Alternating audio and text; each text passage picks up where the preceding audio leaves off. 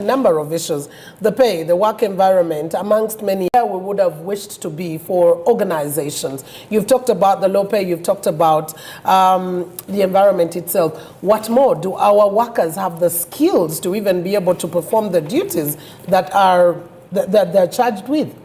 Yes. World Bank has reported that 47% of our migrant workers, people who work or seek work outside the country, 45% of those, or 47 actually, of those workers are skilled workers. Okay. Now, if ILO is going to give us any statistics, we should see if Ugandan workers move outside. We have cases of the same. If there are international agencies here, yeah. UN, African Union, if the same environment, if it is the same environment, if it is the same remuneration, if it is the same working conditions, can you then say that Ugandan workers are less productive compared to their Kenyan or Rwandan or other counterparts? Our skilled labor outside is one of the sought after labor, that when our people move outside and work in the same environment, we don't hear these accusations of low productivity. How then does it happen that in the country, because like I said, it is the working condition. If you want to say that, for example, our district staff, and let me say cow or an extension officer is less productive, you must make sure that, because their productivity is a function of the tools. If I am an extension officer, I want to, and my productivity is based on how many farms or the extension visits I've made. Yeah. Yet that depends on whether I have movement. I have a motorcycle, and that motorcycle has fuel. But if these tools are not there, then and as a result, I will not keep myself redundant at the district. I would excuse myself because I don't have the tools to execute my work. Then how do you dare say I am less productive? If I am a district inspector, and that depends on the facilitation I have, the vehicle, the fuel, and also the road infrastructure. If I must visit, I don't know, 30 schools in a term, but some of the schools are far to reach. There's a road breakdown. So how do you measure that I am less productive given the circumstances? So Mildred, productivity is a function of these many factors. And actually that's what we're looking at. Mm. And my focus is now, for example, on the skills as well, because that's another thing. Mm. Whereas then we would be looking at aspects like the education sector. Is it producing skilled workers who will be able to do what they're expected to do at the workplace? But even when you get to the workplace now, is there avenue for example, training and retraining for you to be able to match up what is expected at the job market? What is happening in here, especially that you deal with the Allied Workers Union? Yeah, you are right. I think the education sector has not done much in aligning the kind of graduates we put outside. Okay. I think after universities or colleges, there should be additional training to make our graduates a little bit more employable, or have the skills that the industry really want. So it is one thing to have your degree, but for you to fit in the workplace, in the factory, or additional skills that the workplace, the current workplace require is another thing. So I think I agree with you, there are skills gap. Mm. And I don't. Or skills mismatch. Yes, you're studying other things. What is required in the market is different. and because of the current economy, you can have one degree in law and you find yourself in another different profession altogether.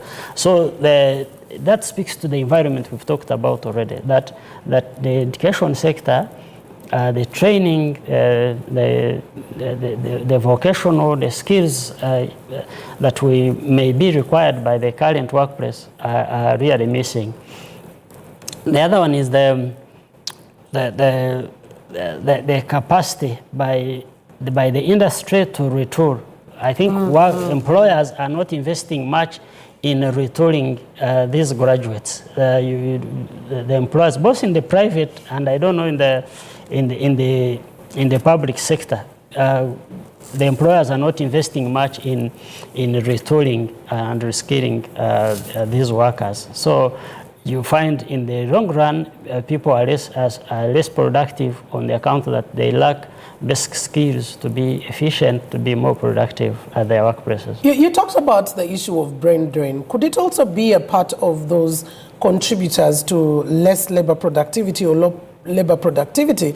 Because we continue losing skilled workforce that should have remained to work, or even that should have been able to train the others. Because sometimes skilling may not necessarily at the workplace require that you go into a class. It may require that probably I am working alongside an experienced Andrew and I am picking up. There is transfer. What we, for example, in the industry would look at as technological transfer. Is this brain drain in a way as well hampering, the increased productivity at the workplace? So much, because like I said earlier, that much of the, if people here feel that they have invested in their education, they have gone out, their families have spent on them and trained, and the economy cannot support cannot give them return on their education investments, they run away to those economies where they feel they can be paid better or can be remunerated in view of how they have invested in their education. And that has an impact on the economy in a general sense, because maybe government or the education sector has trained people, but they have exported their skills, so they leave a skills gap. And those that remained, the bottom line is that the economy cannot support the huge salaries or wages that are required by these people. And even those that remain, they do not have the morale, the motivation to train, to invest in, so it remains a rather laissez-faire state. Okay, let's get to look at the different sectors, because I want to believe one of the greatest, not just belief, but that's the reality, that one of the greatest employers in the country is the agricultural sector. What does the productivity there look like? What would be the contributors to productivity, whether low or high? Because this is where we have over 68% of the population directly vested.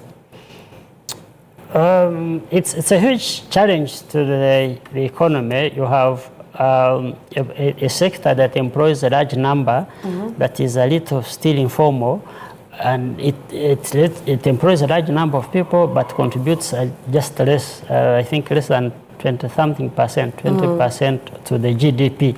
So that speaks to unproductivity indeed, that you have a sector which employs so many, but it is contributing less. So if ILO or any other body is measuring productivity the segment doesn't produce much, then it follows that labor is less productive. So it's true, agriculture employs a large number of our productive working population, but itself, because of certain factors, is not productive. And that's what we want to look at. What are those key factors in the agricultural sector? Because you would expect if you're employing the most, then your productivity is the highest. Because we'll look at the other industries like the services sector, where you probably have technology enabling. But here is agriculture, and we expect, away from just feeding the nation, we expect that even the contribution will come out bigger, because the productivity should be expected to be higher. What are the hindering factors in the agricultural sector to productivity? The agriculture sector, for example, the markets. if people are producing. You have seen these economists of the country in the Museveni saying that I think close to 38% of our people are in subsistence sector. Yeah. This is the segment of the population that is only producing to sustain themselves. They are not producing for the market. But even the market, the infrastructure is not there, access to the market, information in the market. So agriculture has a lot to do to improve, to give the right sufficient returns on the to the amount of resources it takes, the people and others. So I will not get into the structural bottlenecks of agriculture, including the infrastructure. If farmers produce, are they reaping sufficient returns for their investment? You have climate change that is affecting their produce. You have the storage facilities. Yes, government has done much in facilitating production for the last, I don't know how many years. They have given seedlings to farmers in the coffee sector, and that's how we saw some growth in the number of bags now. So, but agriculture is still, yes, it has a huge potential that is untapped, and maybe we wait to see how much resources government is committing, at the African level and the global level. There's a minimum investment, a portion of our GDP that should be, of our budget that should be committed to agriculture, to improve the infrastructure in terms of, not just in terms of roads and railways transport, but also infrastructure in terms of the information access, the market access, how much, how soon do farmers get information, market information, how do they move their goods from the point of production to the point of supply, if the market is giving them sufficient prices to reap from their investment. So agriculture, yes, it has a huge challenge, and as long as the economy still depends